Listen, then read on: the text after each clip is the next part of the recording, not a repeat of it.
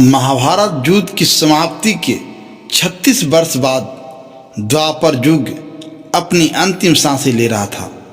भगवान श्री कृष्ण द्वारका में अपने यदुवंशियों के साथ विराजमान थे।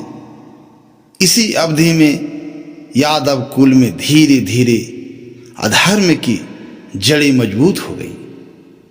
लोग मंदिरा का सेवन करने लगे, आपसी वैमनस्य बढ़ने लगा और नैतिक पतन सर्वत्र व्याप्त हो गया। श्री कृष्ण ने यह सब देखा और समझ लिया कि अब उसकी पृथ्वी लीला समाप्त होने का समय निकट आ गया है। एक दिन प्रयाग क्षेत्र में, जो द्वारका से कुछ दूरी पर अरब सागर के तट पर स्थित है, जादवों ने एक बड़ा उत्सव आयोजित किया। इस उत्सव में नृत्य, संगीत और भोजन का आयोजन था, लेकिन उत्सव के दौरान जादवों में आपसी विवाद बढ़ गया। वे मंदिरा से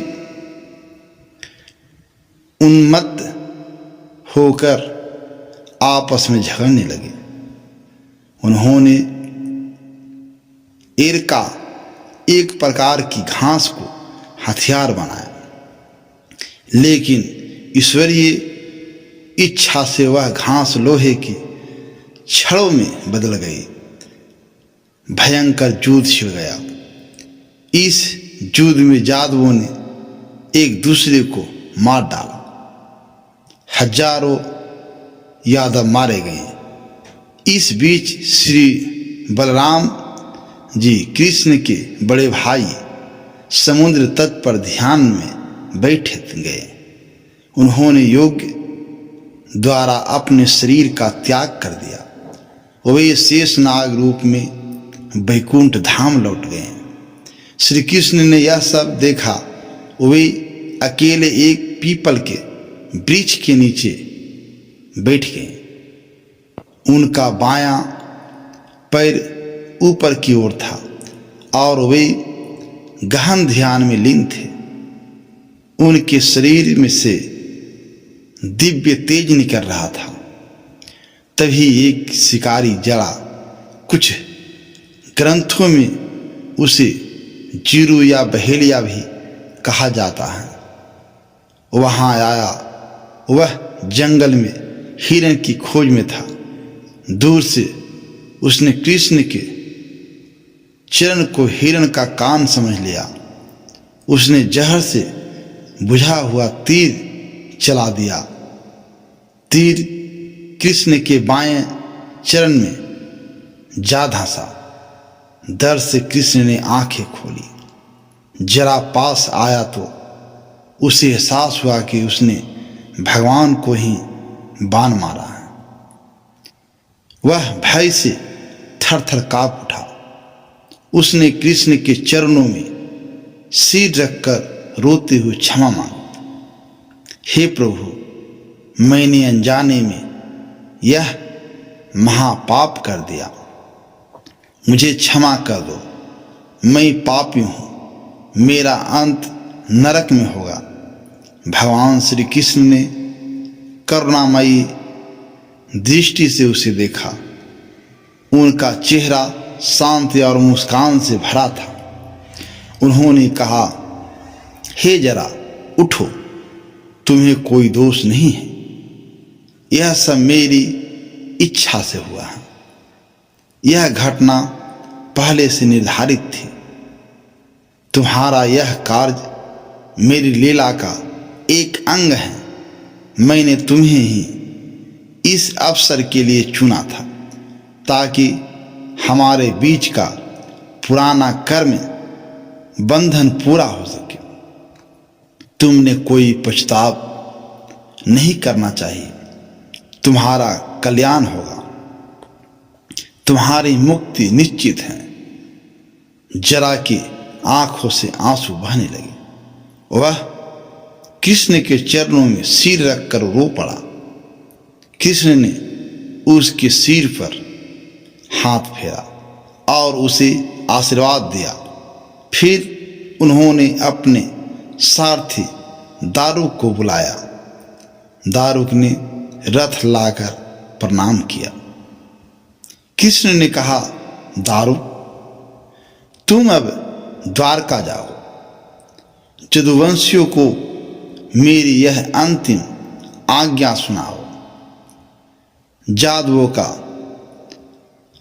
पारस्परिक संहार हो चुका है। बलराम जी परम धाम को प्राप्त हो चुके हैं। मैं भी अब देह त्याग रहा हूं। द्वारका शीघ्र ही समुद्र में समा जाएगी। अभी लोग अपने परिवारों सहित वहां से प्रस्थान कर ले। भविष्य में द्वारका का कोई अवशेष नहीं रहेगा। दारूक ने आंसू भरी आंखों से प्रणाम किया और रथ लेकर द्वारका की ओर चल पड़ा। कृष्ण ने फिर ध्यान लगाया। उनके शरीर से दिव्य ज्योति निकलने लगी। वे योग्य द्वारा देह त्याग रहे थे। अंतिम क्षणों में उन्होंने अपने भक्तों के लिए यह दिव्य संदेश दिया, संसार नश्वर है, सभी कुछ माया का खेल है। सुख दुख, लाभ हानि, जन्म मृत्यु सब क्षण भंगुर है। जो मेरी शरण में आता है उसे कभी भय नहीं होता।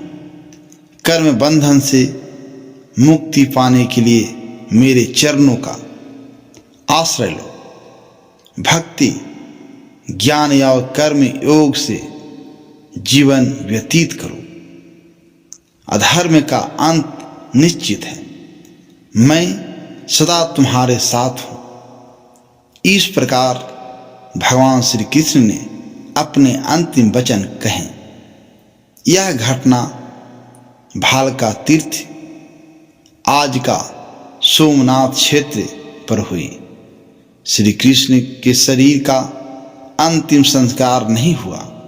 वे स्वयं दिव्य रूप में वैकुंठ धाम को लौट गए। द्वारका समुद्र में समा गई, जैसा कि उन्होंने कहा था। इस कथा से हमें गहन शिक्षा मिलती है। सबसे पहले यह समझ आता है कि जीवन में जो भी घटित होता है वह ईश्वरीय इच्छा से होता है। कोई घटना बिना कारण के नहीं होती। जरा जैसा साधारण शिकारी भी कृष्ण की लीला का हिस्सा बन गया। कृष्ण ने उसे न केवल क्षमा की बल्कि मुक्ति भी प्रदान की। यह दर्शाता है कि भगवान की करुणा असीम है। महाभारत के मौसल पर्व में इस प्रसंग का विस्तार से वर्णन है। श्री कृष्ण ने यादवों के संहार का कारण बताया। अधर्म और मंदिरा का सेवन, युद्ध के बाद भी वे शांति नहीं अपनाए। यह कलयुग के आरंभ का स्पष्ट संकेत था। कृष्ण के अंतिम संदेश आज भी प्रासंगिक हैं। वे कहते हैं कि जीवन क्षण भंगुर है। सच्चा सुख केवल भगवान की भक्ति में है। जो भक्त उनके चरणों में समर्पित हो जाता है वह मुक्ति पा लेता है। आज भी भालका तीर्थ में लाखों भक्त जाते हैं। वहां श्री कृष्ण के चरण दर्शन होते हैं। यह स्थान याद दिलाता है कि भगवान की लीला कभी समाप्त नहीं होती। वे सदा हमारे हृदय में निवास करते हैं। इस प्रकार मरने से पहले श्री कृष्ण ने जो कहा वह करुणा, क्षमा, ज्ञान, भक्ति और दिव्य प्रेम का संदेश था। यह संदेश हमें जीवन भर मार्गदर्शन देता है। प्रिय दोस्तों, अगर यह कहानी आपको अच्छी लगी हो तो वीडियो को लाइक करें, अपने दोस्तों के साथ शेयर करें और कमेंट में अपना राय जरूर लिखें और चैनल को सब्सक्राइब करना बिल्कुल न भूलें। धन्यवाद।